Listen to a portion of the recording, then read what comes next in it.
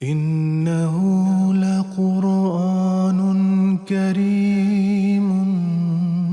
في كتاب مكنون لا يمسه إلا المطهرون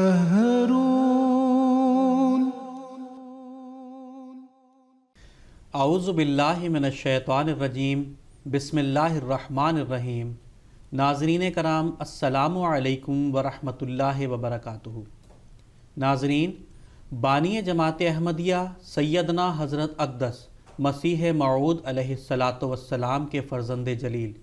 سیدنا حضرت مرزا بشیر الدین محمود احمد صاحب المصلح الموعود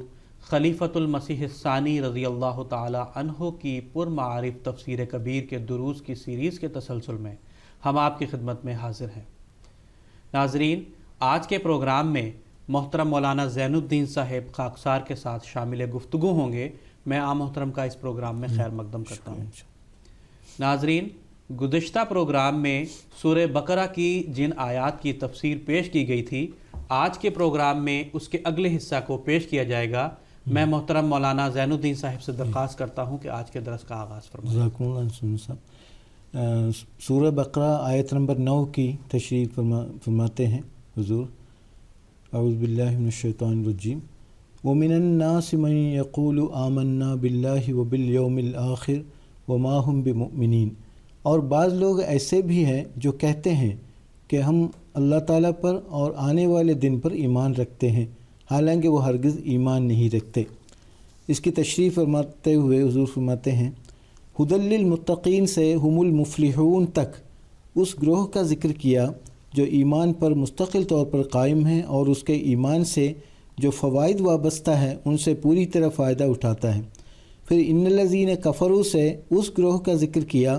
جو کفر و عصیان سے مستقل طور پر وابستہ ہے اور اس کے بد نتائج کا مستحق ہو چکا ہے، اور انہی کے ذکر میں ضمناً ان کفار کا بھی ذکر آ گیا جو وہ عقیدتاً کافر ہیں لیکن ان کے دلوں میں تعصب نہیں، اور وہ صداقت کے سمجھ آ جانے پر اسے قبول کرنے کے لیے بھی تیار ہیں اور اس کے سمجھنے کے لیے بھی کوشش کرتے ہیں، کیونکہ جب یہ فرمایا کہ وہ کافر ایمان نہیں لائیں گے جنہوں نے سنا انسنا کر چھوڑا ہے اور جو اس حد تک متعصب ہیں کہ سچائی کو قبول نہ کرنے کا فیصلہ کر چکے ہیں، اس سے ضمناً یہ نتیجہ بھی نکل آیا کہ جو کافر سنتے ہیں اور سچائی کو اگر سمجھ میں آ جائے ماننے پر آمادہ ہیں، وہ جیسے جیسے انکشاف تام ان پر ہوتا جائے گا ایمان لاتے چلے جائیں گے۔ اب اس آیت سے قرآن کریم سے تعلق رکھنے والے ایک اور گروہ کا ذکر کرتا ہے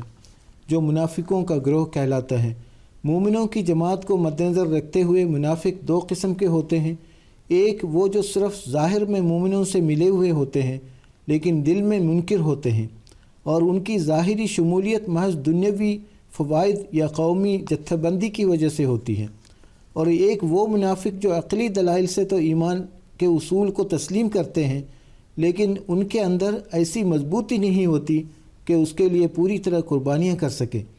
بس ایسے لوگ اپنی عملی کمزوری کی وجہ سے نہ کہ عقیدے کے اختلاف کی وجہ سے عمل میں سستی دکھاتے ہیں، اور کبھی کفار کا زیادہ دباؤ پڑے تو ان کی ہام میں ہام بھی ملا دیتے ہیں اور ان سے تعلق و محبت بھی جتا دیتے ہیں، اور دل میں خیال کرتے ہیں کہ جب صداقت کو اللہ تعالیٰ نے غلبہ دینا ہی ہے تو کیا حرج ہے کہ مداہنت کر کے ہم اپنے آپ کو نقصان سے بچا لیں، اور یہ نہیں سمجھتے کہ اگر سب لوگ ہی اس طریق کو اختیار کر لیں تو صداقت کی تائید کون کرے، اور یہ خیال بھی نہیں کرتے کہ صداقت کو تو بے شک اللہ تعالیٰ نے فتح دینی ہی ہے، لیکن انہیں اپنے انجام کا بھی تو خیال کرنا چاہیے۔ اگر صداقت کامیاب ہو گئی مگر وہ صداقت کے منکروں میں شامل ہو گئے تو ان کو اس سے کیا فائدہ۔ آیت زیر تفسیر میں اس تیسرے گروہ کے پہلے حصے کا، یعنی جو دل سے قرآن کریم کے منکر تھے لیکن ظاہر میں مسلمانوں میں شامل تھے، ذکر کیا گیا ہے۔ فرماتا ہے کہ کچھ لوگ ایسے ہیں کہ ظاہر میں تو وہ مسلمانوں میں شامل ہیں لیکن ان کے دل اسلام کی صداقتوں پر پورا یقین نہیں ہے، اور وہ منہ سے تو کہتے ہیں کہ ہم اللہ اور یوم آخر کو مانتے ہیں لیکن ان کے دلوں میں اللہ اور یوم آخر پر کوئی ایمان نہیں۔ حضور فرماتے ہیں اس آیت میں صرف اللہ اور یوم آخر پر ایمان کا ذکر ہے، کلام الہی یا انبیاء وغیرہ ہما کا ذکر نہیں۔ اس کی یہ وجہ ہے کہ ایمانیات کے سلسلہ کی پہلی کڑی خدا تعالیٰ پر ایمان لانا ہے اور آخری کڑی یوم آخر پر ایمان لانا۔ پس اختصار کے لیے صرف پہلی اور آخری کڑی کا ذکر کر دیا گیا اور درمیانی امور کو چھوڑ دیا گیا، کیونکہ ابتدا اور انتہا کے ذکر سے درمیانی امور خود ہی سمجھ آ جاتے ہیں۔ پس گو کفار کا قول اختصاراً یہی نقل کیا ہے کہ ہم اللہ اور یوم آخر پر ایمان لاتے ہیں، لیکن مراد یہ ہے کہ وہ کہتے ہیں کہ ہم اللہ سے لے کر یوم آخر تک سب امور ایمانیہ کو مانتے ہیں، جیسے کہ ہماری زبان میں بھی کہہ دیتے ہیں کہ الف سے یا تک سب بات سمجھ لی ہے۔ قرآن کریم میں یہ طریقہ کلام عام طور پر مستعمل ہے، کیونکہ وہ سب علوم کی جامع کتاب ہے۔ اس نے روحانی مسائل بھی اور جسمانی مسائل بھی اور الہیات بھی اور فلکیات بھی اور مادی ضرورتوں کے مسائل بھی بیان کرنے تھے۔ اس نے اقتصادی امور، اجتماعی امور، مدنی احکام، اخلاقی احکام، عبادات کے ساتھ تعلق رکھنے والے احکام، بندوں سے تعلق رکھنے والے احکام، حاکموں سے متعلق احکام، رعایا سے متعلق احکام، مالداروں سے متعلق احکام، غریبوں سے متعلق احکام، کارخانہ داروں سے متعلق احکام، مزدوروں سے متعلق احکام، خاندان سے متعلق احکام اور میاں بیوی سے متعلق احکام، جنگ، صلح، قضا، اکل و شرب کے متعلق احکام، غرض بیسیوں اور سینکڑوں اقسام کے احکام بھی اس نے بیان کرنے تھے۔ ان کے علل و اسباب بھی بیان کرنے تھے اور خدا تعالیٰ کے تازہ بتازہ نشانات بھی بیان کرنے تھے۔ سابق انبیاء کے کام اور خدا تعالیٰ کے ان سے معاملات بھی اس نے بیان کرنے تھے اور آئندہ زمانوں کے متعلق اخبار غیبیہ بھی بتانی تھیں، تا ہر زمانہ کے مسلمانوں کے ایمانوں میں زیادتی ہو اور غیر مومنوں کے لیے موجبات ہدایت پیدا ہوں۔ ایسی کتاب اس چھوٹے سے حجم میں آ ہی کس طرح سکتی تھی اور اگر اس میں لطیف اختصار سے کام نہ لیا جاتا۔ عہد نامہ جدید میں ایک دو مضامین کے سوا اور ہے کیا، مگر اس کا حجم قرآن کریم سے بڑا ہے۔ اسی طرح عہد نامہ قدیم بھی قرآن کریم سے بڑا ہے، اسی طرح وید بھی قرآن کریم سے بڑے ہیں، مگر وہ مضامین جن پر قرآن کریم نے بحث کی ہے کوئی ان کی صداقت کا قائل نہ ہو اسے یہ ضرور ماننا پڑے گا کہ اس کے مطالب کی فہرست دوسری کتب میں مذکور شدہ مطالب سے بہت ہی زیادہ ہے، اور باوجود اس کے اس کا اختصار ایسا نہیں کہ وہ چیستان بن کر رہ جائے۔ قرآن کریم کے ایک رکوع کے برابر بھی متنبی کے دیوان کے مضامین نہیں، لیکن اس نے ایک ضخیم جلد شعروں کی لکھی ہے، مگر وہ ہے چیستان ہی۔ لیکن قرآن کریم نے سینکڑوں مسائل پر اختصار سے گفتگو کر دی ہے، مگر پھر بھی پہیلیوں کی صورت نہیں پیدا ہوئی۔ ہر شخص اپنی لیاقت کے مطابق اس کے مضامین کو سمجھتا ہے اور ایک عام اور سادہ زبان میں بیان کرنے والی کتاب اسے پاتا ہے۔ کسی جگہ بھی کوئی ایسی عبارت اسے نظر نہیں آتی کہ جو پہیلیوں کی طرح ہو۔ جی حضور اسی مضمون کو آگے بڑھاتے ہوئے فرماتے ہیں، اس قسم کا اختصار ظاہر ہے کہ ایسے ہی لطیف اصولوں کی اتباع سے پیدا ہو سکتا ہے۔ مثلا ایک طبعی تقسیم کا ذکر کرنا ہو تو ابتدائی اور آخری کڑی کو بیان کر دیا۔ کسی واقعے سے کوئی فائدہ حاصل کرنا ہے تو اس کے زائد حصوں کو چھوڑ کر صرف اس حصے کو لے لیا جس سے استنباط کرنا ہے۔ الفاظ وہ استعمال کیے جو نہایت وسیع معنی رکھتے ہوں۔ جملوں کی بندش ایسی رکھی کہ ہر لفظ کے ہر معنی دوسرے الفاظ سے مل کر ایک الگ اور مستقل مضمون بیان کرتے ہوں۔ آیات میں ترتیب ایسی رکھی کہ آیت علیحدہ کر لی جائے تو اور مضمون ظاہر کرے اور دوسری آیات سے مل کر اور مطالب پر روشنی ڈالے۔ پھر مختلف آیات کا مجموعہ دوسرے مجموعوں سے الگ کر کے الگ مطالب پر روشنی ڈالے اور دوسرے مجموعوں سے ملا کر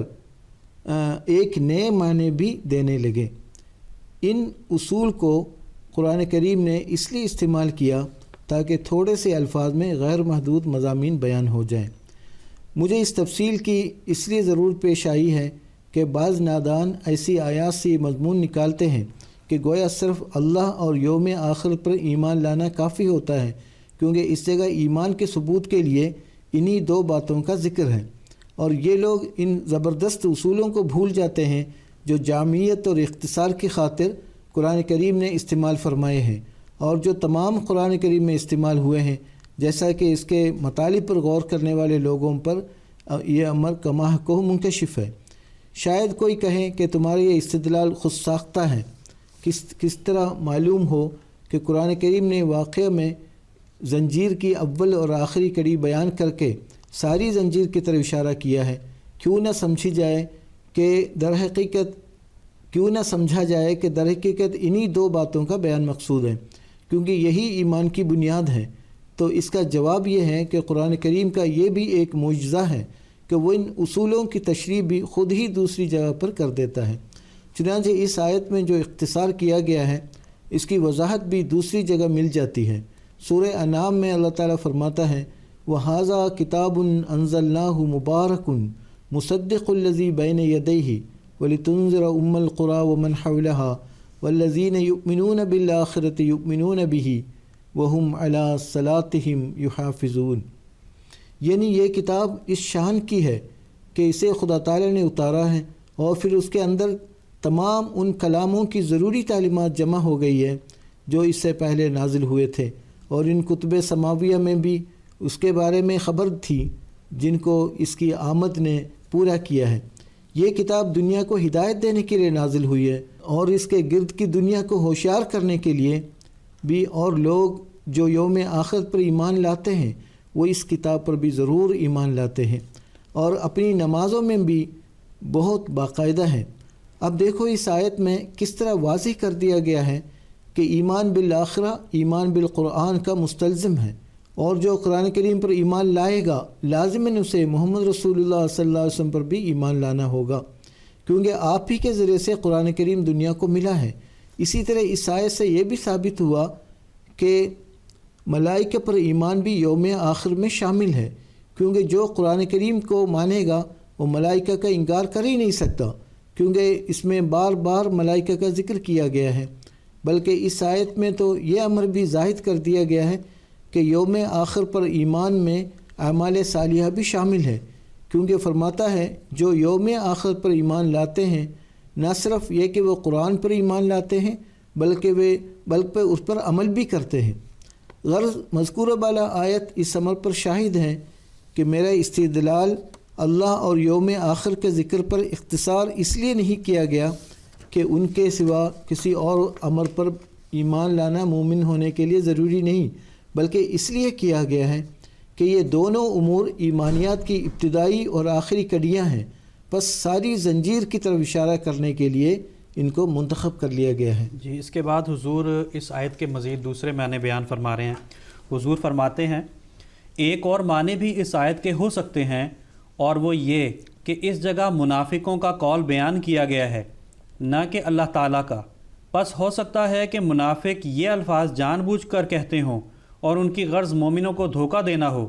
وہ مومنوں کے سامنے یہ الفاظ کہہ کر ان پر تو یہ اثر ڈالنا چاہتے ہوں کہ ہم تمام اسلامی عقیدوں کو تسلیم کرتے ہیں، لیکن دل میں یہ خیال رکھتے ہوں کہ ہم اللہ تعالیٰ کو بھی مانتے ہیں اور یوم آخر کو بھی مانتے ہیں، لیکن قرآن کریم اور اس کے لانے والے کو نہیں مانتے۔ اس میں کوئی شک نہیں کہ کفار عرب میں سے بہت سے ایسے لوگ تھے جو قیامت کے منکر تھے، مگر سب کے سب کفار اس خیال کے نہ تھے۔ ان میں سے ایسے لوگ بھی تھے جو بعد الموت زندگی کے قائل تھے، چنانچہ ان کی روایات اور اشعار سے ایسے مطالب کی طرف اشارہ ملتا ہے۔ خصوصاً مدینہ کے پاس کے لوگوں کے خیالات میں نسبتاً زیادہ اصلاح تھی، کیونکہ یہود اور نصارہ کے ساتھ مل جل کر رہنے کی وجہ سے ان میں اہل کتاب کے کئی عقیدے سرایت کر گئے تھے، اور یہ منافقین جن کا ذکر ہے مدینہ ہی کے رہنے والے تھے۔ خلاصہ یہ کہ ہو سکتا ہے کہ اس آیت میں اس دھوکے کی طرف اشارہ کیا گیا ہو جو منافق اپنے کلام سے مومنوں کو دینا چاہتے تھے،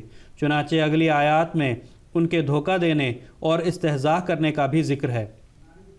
اس آیت کو وَمِنَ النَّاسِ سے شروع کرنے میں یہ حکمت بھی ہے کہ منافقوں کو ان کی انسانیت کی طرف توجہ دلائی جائے، کیونکہ قرآن کریم میں جہاں جہاں بھی ناسن کا لفظ استعمال ہوا ہے بشر کی اچھی قوتوں اور استعدادوں کی طرف اشارہ کرنے کے لیے استعمال ہوا ہے، ورنہ یا تو قرآن کریم کفار کا لفظ استعمال کر کے یا صرف ضمیر کے استعمال سے یا ملکوں یا قوموں کا نام بیان کر کے مخالفین صداقت کا ذکر کرتا ہے۔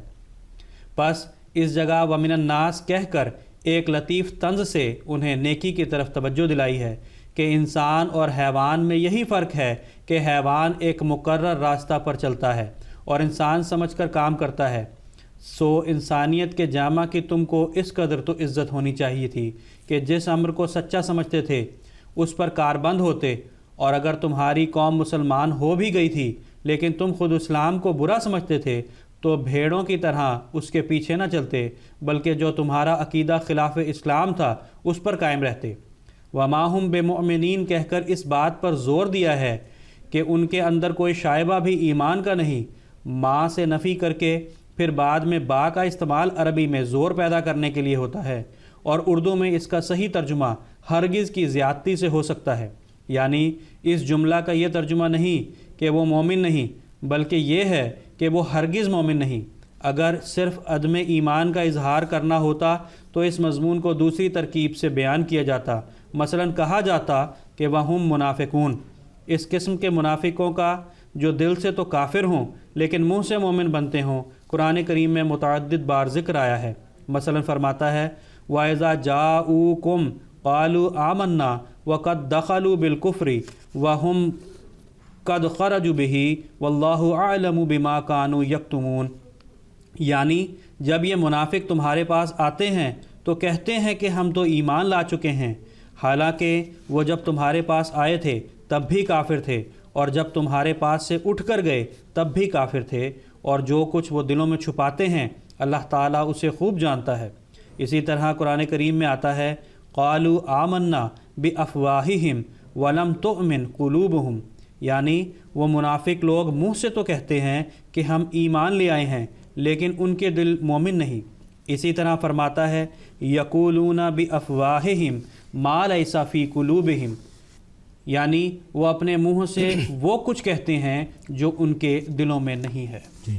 مزید حضور فرماتے ہیں منظر بالا آیات اور آیت زیر تفسیر میں ان لوگوں کے خیالات کی زبردست تردید ہوتی ہے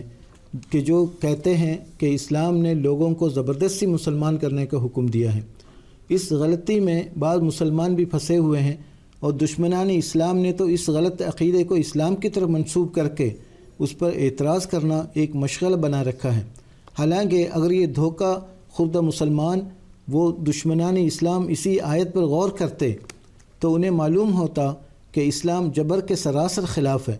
کیونکہ جبر منافقت پیدا کرتا ہے۔ جبراً کسی کو مسلمان بنانے کے یہی معنی ہے کہ گو تیرا دل و دماغ اسلام پر تسلی نہیں پاتا لیکن تو ظاہر میں کہہ دے کہ میں مسلمان ہوں۔ اب ظاہر ہے کہ جو مذہب ایسی مذہبی تبدیلی کو جائز بلکہ پسند کرے گا وہ لازماً منافق کو اپنی جماعت کا جزو سمجھے گا اور اسے کبھی خارج نہیں کر سکتا، کیونکہ منافق کے نقص کو جانتے ہوئے اس نے جبراً ایک ایسے شخص کو اپنے مذہب میں داخل کیا ہوگا جو اس کا قائل نہ تھا۔ لیکن قرآن کریم تو جیسا کہ اوپر کی آیات میں بتایا گیا ہے سختی سے ایسے لوگوں کو ملامت کرتا ہے اور ان کی نسبت اعلان کرتا ہے کہ وہ مومن نہیں ہے،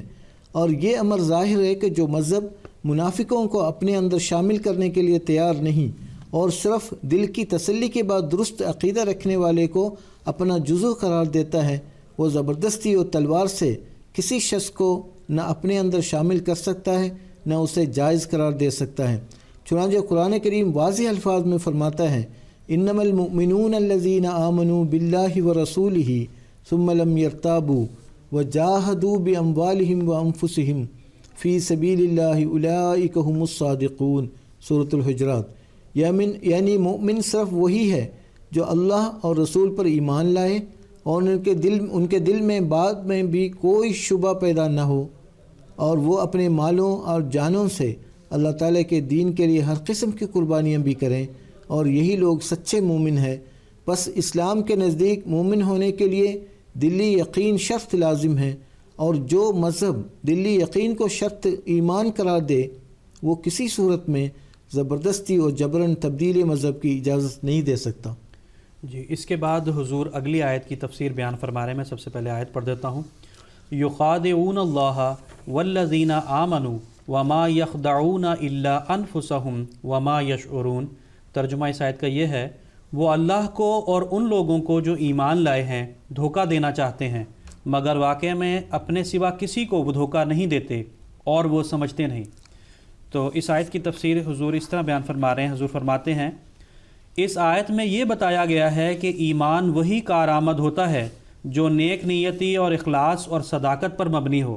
جس ایمان میں اخلاص نہیں وہ کسی کام کا نہیں، کیونکہ وہ تو دھوکہ ہے، اور خدا تعالیٰ جو عالم الغیب ہے وہ دھوکہ کب کھا سکتا ہے۔ اس آیت پر بعض اعتراضات کیے جاتے ہیں جن کا ذکر اس جگہ ضروری ہے۔ وہ اعتراض یہ ہیں: نمبر 1، اللہ تعالیٰ کو کوئی دھوکہ کب دے سکتا ہے؟ نمبر 2، اگر دھوکہ دینے کے قصد کے معنی کیے جائیں تو اللہ تعالیٰ کو مان کر کوئی شخص اسے دھوکہ دینے کا قصد ہی کب کر سکتا ہے؟ نمبر 3، اس جگہ یخادعون کے الفاظ ہیں اور خادع باب مفاعلہ سے ہے، جس کے معنی یہ ہیں کہ اس فعل میں دونوں فریق شریک ہیں، اور ان معنوں کے لحاظ سے آیت کے معنی یہ ہوں گے کہ منافق خدا تعالیٰ کو دھوکہ دیتے ہیں اور خدا تعالیٰ ان کو دھوکہ دیتا ہے، اور خدا تعالیٰ کی طرف دھوکے کی نسبت کرنا اس کی حد تک ہے۔ ان اعتراضات کا جواب الگ ترتیب یہ ہے۔ نمبر 1، پہلا اعتراض یہ ہے کہ اللہ تعالیٰ کو کوئی شخص دھوکہ کب دے سکتا ہے؟ اس کا جواب یہ ہے کہ الف اس جگہ خادع کا لفظ ہے، خدع کا نہیں، اور خادع کے معنی عربی زبان میں دھوکہ دینے کے نہیں بلکہ دھوکہ دینے کا قصد کرنے کے ہیں، خواہ دوسرا دھوکہ کھائے یا نہ کھائے، جیسا کہ حل لغات میں بتایا جا چکا ہے۔ پس یہ اعتراض اس آیت پر نہیں پڑ سکتا کہ خدا تعالیٰ کو کوئی دھوکہ کیوں کر دے سکتا ہے۔ اگر دھوکہ دینے کے معنی بھی کیے جائیں تب بھی کوئی اعتراض نہیں پڑتا، کیونکہ اس صورت میں اس کے یہ معنی ہوں گے کہ وہ خدا تعالیٰ سے ایسا معاملہ کرتے ہیں کہ جو دھوکے کے مشابہ ہوتا ہے، یعنی اس میں صداقت اور اخلاص نہیں ہوتا، اور یہ امر مشاہدہ سے ثابت ہے کہ بعض لوگ اپنے ایمان میں مخلص نہیں ہوتے۔ پس جب مشاہدہ اس امر کی تائید کرتا ہے تو اس پر اعتراض کیسا؟ آخر ایک منافق خواہ بظاہر مومن ہو اور کفار سے ملا جلا رہے، یا بظاہر کافر ہو اور مسلمانوں سے ملا جلا رہے، وہ ایسا فعل کیوں کرتا ہے؟ ظاہر ہے کہ اس کی غرض یہی ہوتی ہے کہ بندوں کو دھوکہ دے کر فائدہ اٹھائے، مگر چونکہ ایمان کا معاملہ خدا تعالیٰ سے ہے اس لیے اس کے اس فعل کے معنی بہر صورت یہ ہیں کہ وہ خدا تعالیٰ سے اخلاص کا معاملہ نہیں کر رہا، اور جس طرح اخلاص کا تعلق اس سے رکھنا چاہیے اس قسم کا تعلق نہیں رکھتا۔ پس اس کی نیت خواہ بندوں کو دھوکہ دینے کی ہو، اگر اس کے عمل کا تجزیہ کیا جائے تو اس کے یہی معنی ہوں گے کہ وہ خدا تعالیٰ کو دھوکہ دینا چاہتا ہے، اور جب کسی انسان کا دل خراب ہو جائے تو اس سے اس قسم کے متضاد افعال کا صدور غیر ممکن نہیں ہوتا۔ باقی خدا تعالیٰ پر اس سے کوئی اعتراض نہیں آتا، کیونکہ جیسا کہ اس فعل کے معنوں سے ثابت ہے، اس سے یہ نتیجہ نہیں نکلتا کہ خدا تعالیٰ بھی دھوکہ کھا جاتا ہے، بلکہ جیسا کہ اس آیت کے آخری حصہ میں وما یخدعون الا انفسہم فرمایا ہے، وہ خدا تعالیٰ کو دھوکہ نہیں دیتے بلکہ اپنی جانوں کو دھوکہ دیتے ہیں۔ یعنی اس قسم کے نامناسب افعال سے سمجھتے تو یہ ہیں کہ ہم دکھوں سے محفوظ ہو گئے ہیں، حالانکہ وہ اس طرح خدا تعالیٰ کی ناراضگی کو سہیڑ لیتے ہیں اور عذابوں کا مورد بن جاتے ہیں۔ خادع کا یہ استعمال عرب شعراء کے کلام میں بھی آتا ہے، جیسے کہ ایک شاعر کہتا ہے وَخَادَعْتُ الْمَنِيَّةَ عَنْكَ سِرًّا، یعنی میں نے چھپ کر تیری موت کو دھوکہ دے دیا، جس کا مطلب صرف یہ ہے کہ میں نے موت کے اثر کو دور کر دیا۔ اسی طرح اس جگہ خدا تعالیٰ کے احکام اور ذمہ داریوں کو ٹلانے کے لیے یہ لفظ استعمال ہوا ہے، اور منافقوں کو اس قسم کے فعل کو مجازاً خداع کہا گیا ہے۔ دوسرے اعتراض ہیں کہ اگر دھوکے کے قصد کے معنی لیے جائیں تو بھی درست نہیں، کیونکہ کوئی شخص خدا تعالیٰ کو دھوکہ دینے کا قصد نہیں کر سکتا، کیونکہ وہ جانتا ہے کہ وہ خدا تعالیٰ کو دھوکہ دینے کا قصد نہیں کر سکتا، کیونکہ وہ جانتا ہے کہ خدا تعالیٰ عالم الغیب ہے۔ یہ اعتراض بھی درست نہیں، کیونکہ اول تو ایک گروہ دنیا کا ایسا ہے، بلکہ تمام فلسفی ہی اس گروہ میں شامل ہیں کہ وہ خدا تعالیٰ کے علیم ہونے کے قائل نہیں، بلکہ وہ یہ خیال کرتے ہیں کہ اللہ تعالیٰ کو کلیات کا علم ہے، جزئیات کا علم نہیں۔ قرآن کریم کے زمانے نزول کے وقت بھی ایسے لوگ پائے جاتے تھے، چنانچہ قرآن کریم میں آتا ہے وَلَكِنْ ظَنَنْتُمْ أَنَّ اللَّهَ لَا يَعْلَمُ كَثِيرًا مِّمَّا تَعْمَلُونَ وَذَلِكُمْ ظَنُّكُمُ الَّذِي ظَنَنْتُمْ بِرَبِّكُمْ أَرْدَاكُمْ فَأَصْبَحْتُمْ مِنَ الْخَاسِرِينَ سورہ حمیم سجدہ۔ یعنی تم وہ لوگ ہو کہ تم کو یہ خیال ہے کہ اللہ تعالیٰ تمہارے اکثر اعمال کو نہیں جانتا، یعنی اسے کلیات کا علم ہے، جزئیات کا علم نہیں، اور یہی تمہارا وہم جو تم نے اپنے رب کے متعلق غلط طور پر اپنے دلوں میں بٹھا لیا ہے، تمہاری ہلاکت کا موجب ہو گیا ہے۔ یعنی اس کی وجہ سے تمہیں اپنے اعمال کی اصلاح کا خیال نہیں رہا اور اس کا نتیجہ یہ ہوا کہ تم ضیاءکار ہو گئے ہو۔ اسی طرح فرماتا ہے الا انہم یثنون صدورہم لیستخفوا منہ الا حین یستغشون ثیابہم یعلم ما یسرون وما یعلنون انہ علیم بذات الصدور، سورہ ہود۔ یعنی سنو، وہ یقیناً اپنے سینوں کو اس لیے موڑتے رہتے ہیں کہ اسے چھپے رہیں۔ سنو، جس وقت وہ اپنے کپڑے اوڑھتے ہیں تو اس وقت بھی جو کچھ وہ چھپاتے ہیں اور جو کچھ وہ ظاہر کرتے ہیں اسے وہ جانتا ہوتا ہے، وہ یقیناً سینوں کی باتوں کو بھی خوب جانتا ہے۔ حضور فرماتے ہیں ظاہر ہے کہ اس عقیدہ کے لوگ اگر ایسے افعال کریں کہ جن میں اللہ تعالیٰ سے اخلاص کی روح نہ پائی جائے تو یہ کچھ بعید نہیں ہے، کیونکہ وہ اس کی نسبت جزیات کے علم کے قائل نہیں، اور دراصل اس عقیدہ کی بھی شرط نہیں۔ بالعموم جو لوگ کمزور ایمان کے ہوتے ہیں وہ خدا تعالیٰ کی صفات کا کامل علم نہ رکھنے کی وجہ سے ہی کمزور ہوتے ہیں، اور جب صفات الہیہ کا علم کامل نہ ہو تو ایسے متضاد اعتقاد اور اعمال کا صدور ان سے ناممکن نہیں ہوتا۔ چنانچہ قرآن کریم میں آتا ہے کہ قیامت کو جب مشرک خدا تعالیٰ کے حضور میں پیش ہوں گے تو ان میں سے بعض اس سے یہ کہیں گے واللہ ربنا ما کننا مشرکین، یعنی ہمیں اللہ اپنے رب کی قسم کہ ہم مشرک نہ تھے۔ عربی کی مثل ہے کہ الغریق یتشبث بالحشیش، یعنی جو شخص غرق ہو رہا ہو وہ تنکے کے سہارے کو بھی نہیں چھوڑتا۔ پس وہ کمزور ایمان والے جو مصائب اور مشکلات کا مقابلہ نہیں کر سکتے قسم قسم کے بہانوں سے اپنے دل کو تسلی دینے کی کوشش کرتے ہیں، مثلاً یہ کہ اللہ رحم کرنے والا ہے، اللہ بخشنے والا ہے، اس وقت انسانوں کے عذاب سے اپنے آپ کو بچا لو، جب خدا تعالیٰ سے معاملہ ہوگا تو ہم اس کی بخشش کے طالب ہوں گے۔ اسی قسم کے غلط خیالات ہیں جن کی وجہ سے کسی شاعر نے کہہ دیا کہ مستحق شفاعت گناہ گارند، خدا تعالیٰ کی بخشش آخر گناہ گاروں کے ذریعہ سے ہی ظاہر ہوگی۔ پس اگر ہم گناہ کرتے ہیں تو کیا ہوا، ہم ہی لوگ تو اللہ تعالیٰ کی بخشش کو ظاہر کرنے والے ہوں گے۔ اس قسم کے خیالات اللہ تعالیٰ کو دھوکہ دینے کے قصد کو ظاہر نہیں کرتے تو اور کیا ظاہر کرتے ہیں؟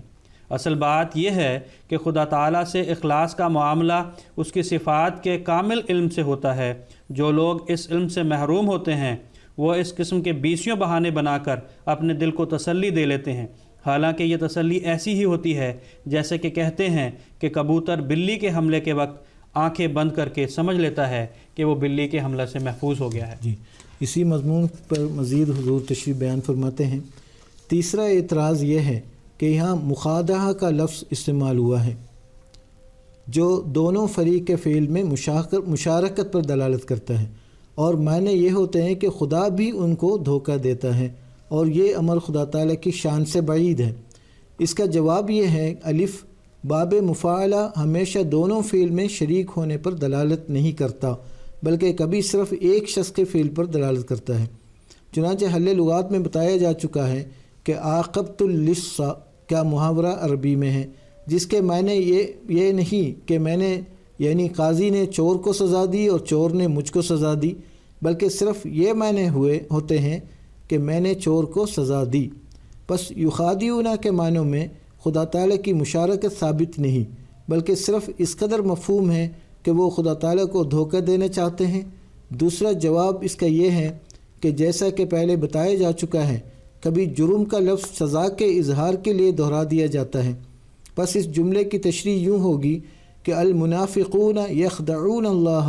واللہ یخدعہم، اور اللہ تعالیٰ کے متعلق جو یخدعون کا لفظ آئے گا اس کے معنی یہ نہ ہوں گے کہ وہ ان کو دھوکہ دیتا ہے بلکہ یہ معنی ہوں گے کہ اللہ تعالیٰ ان کے دھوکے کی سزا دیتا ہے۔ یہ محاورہ جیسا کہ نوٹ نمبر 4 سورہ حاضہ میں بتایا جا چکا ہے قرآن کریم میں بھی استعمال ہوا ہے۔ چنانچہ آتا ہے جزاء سیئۃ سیئۃ مثلھا، سورہ شورى، یعنی بدی کا بدلہ ویسی ہی بدی ہے، چونکہ بدی کا بدلہ بدی نہیں ہوتا اس لیے اس کے یہ معنی ہے کہ بدی کا بدلہ اسی قدر جزا ہے۔ اسی طرح قرآن کریم میں ہے فاعتدوا علیہ بمثل ما اعتدی علیکم، سورہ بقرہ، اس پر اسی قدر زیادتی کر لو جس قدر کہ اس نے تم پر زیادتی کی تھی۔ ظاہر ہے کہ زیادتی اور ظلم کا اسی قدر بدلہ ظلم نہیں کہلا سکتا، بس یہاں بھی فَاعْتَدُوا کے معنی اسی قدر سزا کے ہیں۔ جی، اسی مضمون کے تسلسل میں حضور آگے مزید بیان فرما رہے ہیں۔ حضور فرماتے ہیں عربی زبان میں بھی یہ محاورہ کثرت سے استعمال ہوتا ہے، چنانچہ اقرب الموارد میں جو عربی لغت کی کتاب ہے لکھا ہے کہ عربی کا محاورہ ہے حسدنی اللہ ان کنتو احسدکا، یعنی اگر میں تجھ سے حسد رکھتا ہوں تو اللہ تعالیٰ مجھ سے حسد کرے، اور اس کے معنی یہ لکھے ہیں عاقبنی علی الحسد، یعنی اس کا یہ مفہوم نہیں کہ اللہ مجھ سے حسد کرے، کیونکہ اللہ تو حسد کر ہی نہیں سکتا، بلکہ یہ معنی ہیں کہ اللہ تعالیٰ مجھے میرے حسد کرنے کی سزا دے۔ پھر آگے لکھا ہے وَهُوَ مِن بَابِ الْمُشَاقَلَةِ، اور یہ استعمال مشاکلہ کی قسم سے ہے، یعنی اس جگہ جرم کے لفظ کو سزا کے معنوں کے اظہار کے لیے استعمال کر لیا گیا ہے اور جرم کی مانند لفظ کو دہرا دیا گیا ہے۔ عرب شعراء نے بھی اس محاورہ کو استعمال کیا ہے۔ عمر بن کلثوم کہتا ہے الا لا یجہلن احد علینا فنجہل فوق جہل الجاہلین، سنو ہم سے کوئی شخص جہالت کا معاملہ نہ کرے ورنہ ہم جاہلوں سے زیادہ جہالت کا معاملہ کریں گے۔ مطلب یہ کہ ہم طاقتور ہیں، جو ہم پر حملہ کرے گا یہ اس کی حماقت ہوگی اور ہم اس کی حماقت کی اسے سزا دیں گے، کیونکہ کمزور کا طاقتور پر حملہ جہالت کہلا سکتا ہے، طاقتور کا جواب حماقت نہیں کہلا سکتا۔ اسی طرح ابو الغول الطحوی کہتا ہے فَنَكَّبَ عَنْهُمْ دَرْءَ الْأَعَادِي وَدَاوَوْا بِالْجُنُونِ مِنَ الْجُنُونِ، یعنی انہوں نے اپنی قوم سے دشمن کے حملہ کو دور کیا اور جنون کا علاج جنون سے کیا۔ اس جگہ بھی حملہ آور کے جنون سے مراد اس کا کمزور ہو کر طاقتور پر حملہ کرنا ہے، پس طاقتور کا جواب جنون نہیں کہلا سکتا، اس کے معنی محض جزا کے ہیں۔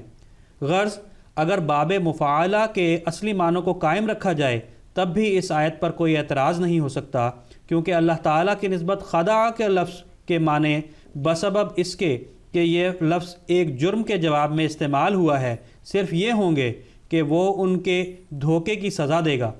سورہ نساء میں جو یہ الفاظ ہیں کہ ان المنافقین یخادعون اللہ وہو خادعہم، اس کے بھی یہی معنی ہیں کہ منافق خدا تعالیٰ کو دھوکہ دینا چاہتے ہیں مگر وہ ان کے اس بد عمل کی ان کو سزا دے گا۔ یخادعون اللہ کے معنی یہ بھی ہو سکتے ہیں کہ وہ اللہ کو چھوڑتے ہیں، چنانچہ اقرب میں لکھا ہے خادع الحمدہ ترکہ، یعنی جب خادع الحمدہ کا محاورہ بولیں تو اس کے معنی ہوں گے اس نے حمد کو چھوڑ دیا۔ ناظرین، اس کے ساتھ ہی ہمارے آج کے اس پروگرام کا وقت ہوا چاہتا ہے۔ اگلے پروگرام میں انشاءاللہ تعالی اس سے آگے کی تفصیل کو بیان کیا جائے گا۔ تب تک کے لیے ہمیں اجازت دیجیے۔ السلام علیکم ورحمۃ اللہ وبرکاتہ۔